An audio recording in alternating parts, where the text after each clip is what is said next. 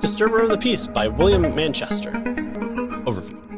A biography of American reporter and columnist H.L. Mencken, who was influential in the early part of the 20th century and whose impact is still felt today. Review. I happen to find myself reading H.L. Mencken's writing on the obituary of J. Gresham Mencken, no relation, and knew enough about both men that I thought it would be interesting to read biographies of these very opposite and similar men back to back.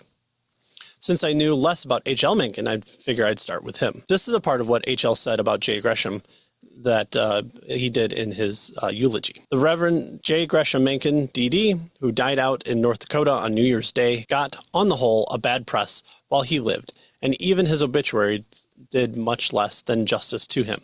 To newspaper reporters, as to other antinomians, a combat between Christians over a matter of dogma is essentially a cosmic affair, and in consequence, Dr. Mencken's heroic struggles to save Calvinism in the Republic were usually depicted in ribald or, at all events, in somewhat skeptical terms. The generality of readers, I suppose, gathered thereby the notion that he was simply another fundamentalist on the order of William Jennings Bryan and the Simeon faithful of Appalachia. But he was actually a man of great learning and, what is more, of sharp intelligence. Now, reading his biography of H.L. Mencken, who will now on be referred to as just Mencken, this is odd high praise from someone so against Christianity, but also on point with someone so intelligent, but always bucking the trend of his day. This review is going to be more about the book than the man, but with biographies, the divorce between the two is a bit harder. The style of the biography is probably the quintessential approach of what you want in a biography, but was probably a bit long in the tooth in areas.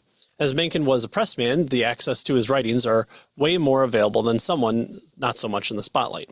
The biography does what should be done in the beginnings, in that it starts with a sprint from the family history, moves into a fast jog in the mother and father and upbringing, and slows down to a jaunt through the subject's life while taking a stroll through some of the bigger points in time. The use of linear storytelling with quotes from Mencken's writings or writings about Mencken give you the perfect insight into who Mencken was, both publicly and privately.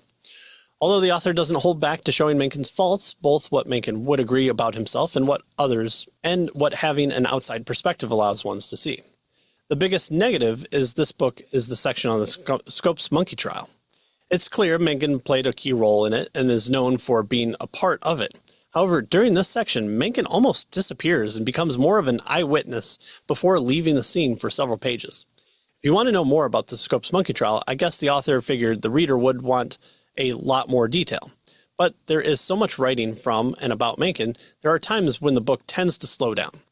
The author does a good job of continuing to reveal certain character traits about Mencken throughout his life. There is also enough details to inform you about what certain ideologies, historical events, or ideas that may be not known so well are brought out here. I was really impressed with this book, and I see in Mencken's commentary on J. Gresham Mencken's obituary a good many things of this man who bucked the trend of his day, but whistled a little too often past graveyards when it came to Christianity. He was a rebel for his day, and that was needed, and someone that modern-day authors and commentators would attempt to embody, but that intellectual typification is lost to us in time and with technology. The Hunter S. Thompson before everyone wanted their own Fear and Loathing in Las Vegas. Here is a very good book about a man worth remembering and worth learning about and worth learning from, both in demeanor and in warning. Final grade, B+.